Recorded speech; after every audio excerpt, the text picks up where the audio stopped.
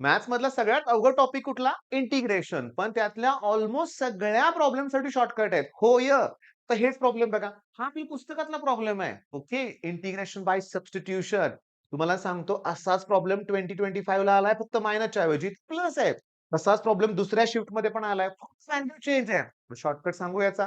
एका सेकंदात शॉर्टकट पण समजेल तुम्हाला आणि उत्तर पण जमेल. समजा न्यूमेरिकल असं असेल. बघा मी काय सांगतोय. आय इक्वल्स टू बघा 1 अपॉन एक्स आणि ब्रॅकेटमध्ये x raise to n plus 1 dx असेल, तर याचं उत्तर डायरेक्टली आहे की 1 by n log x raise to n आणि divide by x raise to n plus 1 finish.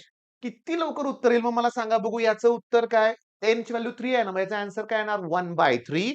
बघा त्याचा आन्सर काय येणार? याचा आन्सर येणार 1 बाय 3 लॉग वरती येणार एक्स क्यूब आणि खाली येणार एक्स क्यूब प्लस 1.